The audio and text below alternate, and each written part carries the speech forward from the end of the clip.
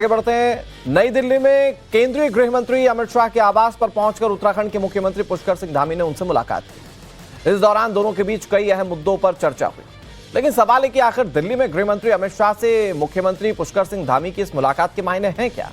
सियासी गलियारों में इसकी चर्चा क्यों हो रही है, आपको दिखाते हैं इस रिपोर्ट में।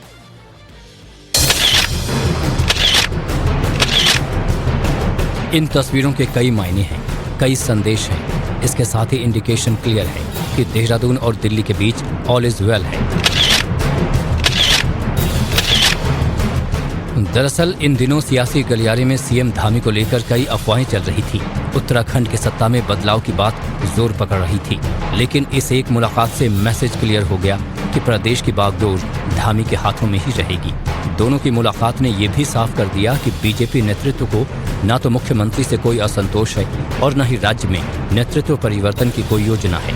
बता दें कि दिल्ली में हुई इस मुलाकात के दौरान प्रदेश के विकास से जुड़े कई अहम मुद्दों पर बातचीत हुई, जिसमें सीएम धामी ने गृह मंत्री शाह को उत्तराखंड ग्लोबल इन्वेस्टर समिट 2023 की सफलता की कहानी भी सुनाई और बताया कि पिछली बार 3,50,000 करोड़ रुपए के MOU साइन हुए थे, जिसमें से 1 लाख करोड़ से ज्यादा जमीन पर उतारे जा चुके हैं। इस साल होने वाले उत्तराखंड ग्लोबल इन्वेस्टर समिट के लिए मुख्यमंत्री ने गृह मंत्री शाह को मुख्य अतिथि के तौर पर शामिल होने का न्योता भी दिया है।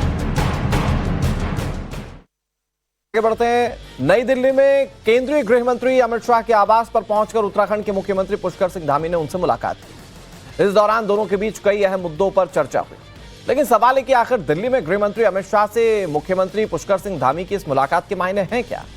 सियासी गलियारों में इसकी चर्चा क्यों हो रही है, आपको दिखाते हैं इस रिपोर्ट में।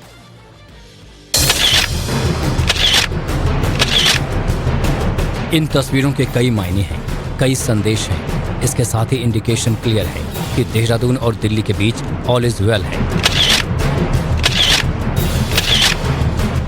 दरअसल इन दिनों सियासी गलियारे में सीएम धामी को लेकर कई अफवाहें चल रही थी।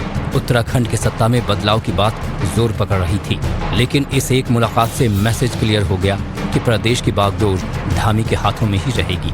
दोनों की मुलाकात ने यह भी साफ कर दिया कि बीजेपी नेतृत्व को न तो मुख्यमंत्री से कोई असंतोष है और न ही राज्य में नेतृत्व परिवर्तन की कोई योजना है।